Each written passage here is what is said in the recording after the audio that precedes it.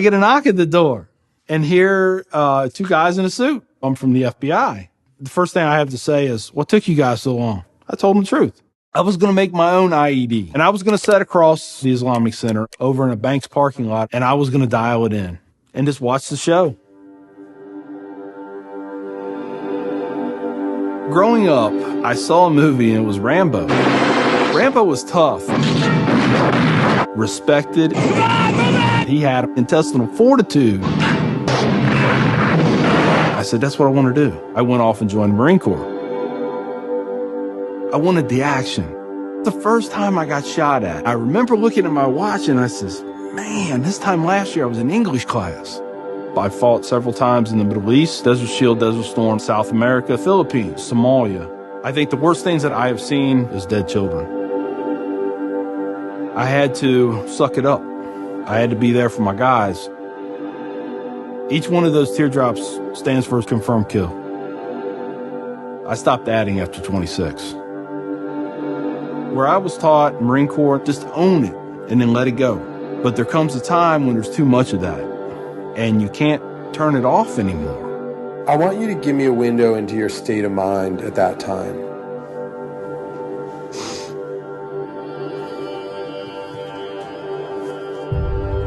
One time, my wife and I went to a DSW, and I saw in the distance these two women in black burqas in my store.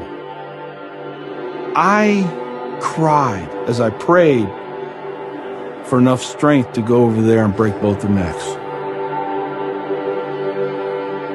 I was just angry. I was just full of hate, and it just fed off itself. At that point, I was drinking a half gallon of vodka every 2 days.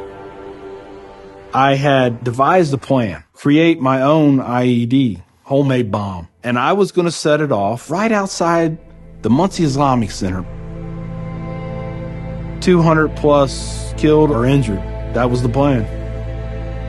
I saw an opportunity to do one last thing for my country. This was my rationale. I knew I would end up in a federal prison with a needle in my arm. I didn't care. My hatred of Islam, it was the only thing that was keeping me alive. So one day my daughter comes home, second grade maybe. She was telling me about this little boy who sat across from her. His mom came to get him. She said she had scarves on her and she had a dress all the way down to her feet and you couldn't see her on nothing but her eyeballs. At that point I snapped, started spewing things out of my mouth that should never be said in front of children or anything. She didn't say anything. It was the look on her face. I remember my daughter looking at me like I was absolutely the craziest person on the face of the earth. She was my little buddy. She used to say we were road dogs. I know I saw it in her eyes. I made her question that love. And that's when the light bulb came on. I decided to give the people of this community one more chance.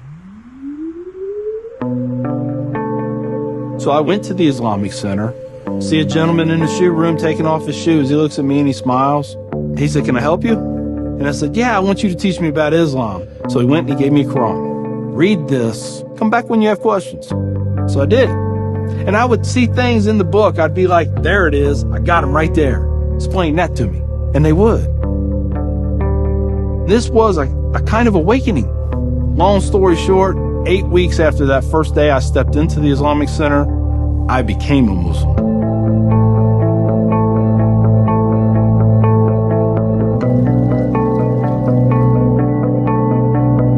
I'm a Muslim, a veteran, and a proud American.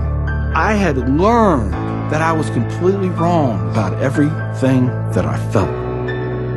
You know, Judaism had a message, Christianity had a message, Islam had a message. Funny thing is, though, it was the same message. It was about peace, and it was about love.